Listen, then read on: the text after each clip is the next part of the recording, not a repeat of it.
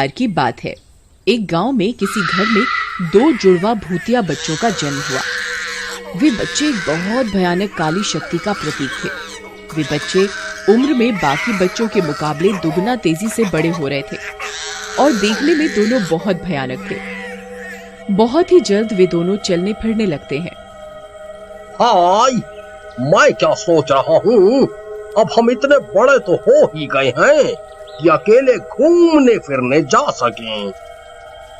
सही बात है भाई, कब तक हम लोग घर में छुप के बैठेंगे? इतने बलशाली और शक्तिशाली होने के बाद भी हम घर में छुपे रहें तो क्या फायदा हमारी जन्म शक्ति का? फिर दोनों भूतिया बच्चे गांव के बाहर घूमने निकल पड़ते हैं। रास्ते में बात करते करते दोनों की बहस छिड़ जाती है। मैं तेरे से ज्यादा शक्तिशाली हूँ। देख विश्वाल, मेरी शक्ति का अंदाजा भी नहीं है तुझे। रुक, अभी दिखाता हूँ।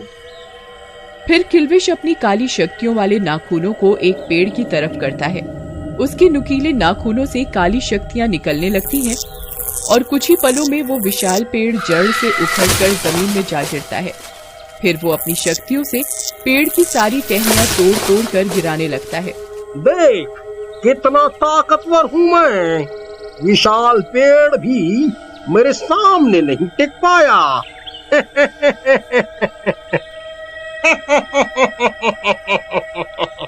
बस यही ताकत है तेरी? रुक, अब तू मेरी शक्तियां भी देख। विशपाल सामने देखने लगता है। तभी वहां से एक कार आ रही होती है। विशपाल उस कार के सामने जाकर खड़ा हो जाता है और अपने हाथों से काली शक्तियां निकालने लगता है और उस कार को वहीं रोक देता है। फिर विशपाल अपना हाथ थोड़ा ऊपर करता है और कार हवा में लटक जाती है। कार के अंदर बैठे लोग डर के मारे चिल्लाने लगते हैं। अरे मर गया रे! अरे छोड़ दे, तेरा दास बेटे।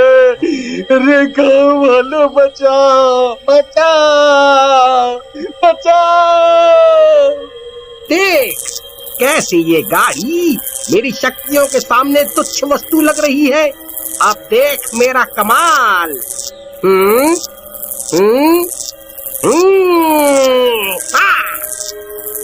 फिर विशपाल जैसे जैसे अपने हाथ को ऊपर नीचे करता है वैसे वैसे गाड़ी भी हवा में ऊपर नीचे आगे पीछे होने लगती है।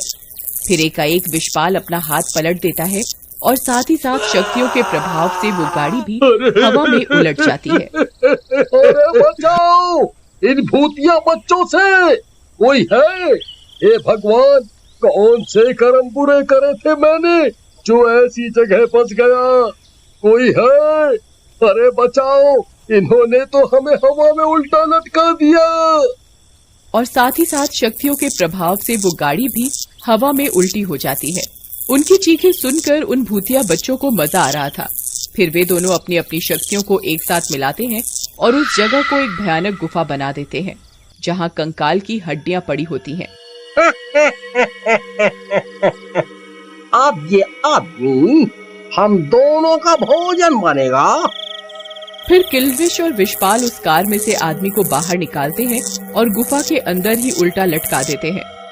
नहीं, मुझे जाने दो, प्लीज प्लीज मुझे बख्श दो। वे दोनों जोर जोर से हंसने लगते हैं और वहां से गायब हो जाते हैं। जैसे जैसे वो दोनों जुड़वा भूतिया बच्चे बड़े होते हैं उनकी काली शक्तियां बढ़ती जाती हैं। किल्विश और विशपाल अपनी शक्तियों से पूरे गांव को परेशान करने लगते हैं और आतंक मचा देते हैं। वो अपनी शक्तियों से गांव में तहस नहस मचाने लगते हैं। अरे भाइयों, इन भूतिया बच्चों के साथ रहना तो मुश्किल हो गया है। हम सब की जान खतरे में है। बात तो सही है भाई, पर जाएं भी तो कहाँ जाएं? भूतिया बच्चे गांव वालों को अपने नौकरों की तरह काम करवाते और कुछ गलती होने पर बेरहमी से सजा देते, उन्हें मारते पीटते। उसी गांव में एक वासु नाम का साहूकार रहता था। अरे, कल उन भूतों के बीच मुझे बुलाया जाएगा हाजिरी देने के लिए। जी कुछ तो करना पड़ेगा। मैं आपकी जिंदगी जानते बूझते खतरे में नहीं डाल सकती। या तो आप अपनी जगह मुझे जाने दो। मैं इतना भी कायर नहीं हूँ कि खुद बीवी के पल्लू में छुप जाऊं और बीवी को मौत के मुंह में धकेल दूं। कल होने में अभी एक रात बाकी है। मैं कुछ ना कुछ रास्ता जरूर निकालूंगा। उस रात एक चुड़ैल सज धज कर सर पर आग से भरी मटकी लेकर घूमने निकली। गांव वाले चुपचाप अपनी खिड़कियों से ये नजारा देख रहे थे। 7 समंदर पार मैं तेरे पीछे पीछे आ गई, मैं तेरे पीछे पीछे आ गई। वो चुड़ैल आग से भरी मटकी किल्विश और विशपाल के घर के बाहर रख देती है और वहां नाचने लगती है। अरे ये शोर कैसा आ रहा है? इस गांव में किसकी इतनी हिम्मत है जो हमारे नियमों के खिलाफ जा सके? क्या उनमें हमारा खौफ नहीं? गुस्से में आग बबूले किल्विश विशपाल शोर सुनकर बाहर आते हैं, पर बाहर आते ही उनके हाव भाव बदल जाते हैं। अरे ये कौन है? कितना सुंदर नाच रही है। वाह, कितनी सुंदर चुड़ैल है ये। मेरा तो दिल आ गया इस पे। वह शक्तिशाली और ये चुड़ैल कुमारी। वाह, हमारी जोड़ी तो राम मिलाई हो गई। इधर चुड़ैल को देखकर विशपाल के दिल के तार भी बजने लगते हैं। अरे वाह, ये चुड़ैल तो लगता है मेरे लिए ही बनी है। मुझे ये बहुत पसंद है। अब मैं इससे ही शादी रचाऊंगा। दोनों चुड़ैल की तरफ अपने कदम आगे बढ़ाने लगते हैं, पर ये क्या? एक दूसरे को आगे बढ़ता देख वे दोनों आग बबूला हो जाते हैं। अरे तू क्यों आगे आ रहा है? ये तेरी भाभी है। अबे जा, भाभी बनेगी तेरी। मैं तो इस चुड़ैल से शादी करूंगा। ए विशपाल, अपनी औकात में रह। इससे पहले मैंने देखा था, ये मेरी है। तू चुप कर काली किल्विश, ये मेरी है। एक दूसरे की बात सुन के उनके बहस गर्म हो जाती है और दोनों खुंदक में आ जाते हैं, क्योंकि दोनों में से कोई भी पीछे हटने को तैयार नहीं था। अरे तुम दोनों लड़ना बंद करो, मैं शक्तिशाली भूत से ही शादी करूंगी। एक काम करते हैं, शक्तियों का युद्ध रखते हैं। तुम दोनों में से जो युद्ध जीत जाएगा वो बनेगा मेरा राजा। तुझे अगर ये लगता है कि तू मुझसे ज्यादा शक्तिशाली है तो चल, तेरा ये वहम भी दूर कर देता हूँ। क्यों ना ताकत का युद्ध किया जाए।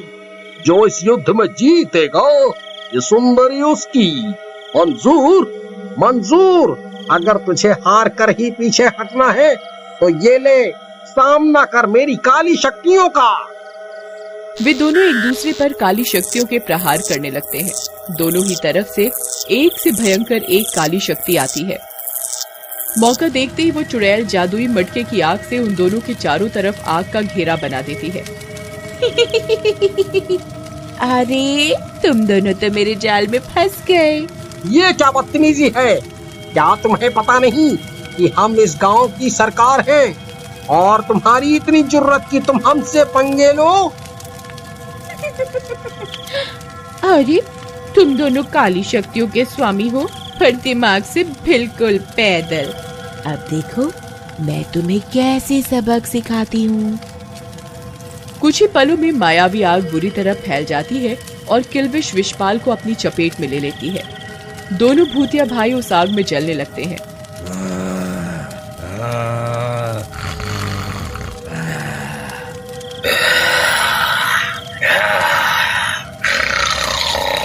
मुझे बाहर जाना है।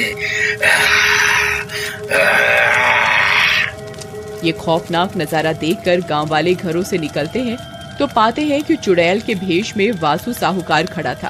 अरे वासु, वाह, तुमने तो कमाल ही कर दिया। भाई, सूझबूझ से काम लिया जाए तो सब हो सकता है। अब देखो, इनकी शक्तियाँ इन पे ही भारी पड़ गई। वे लोग जोर जोर से हंसने लगते हैं और सुकून की सांस लेते हैं।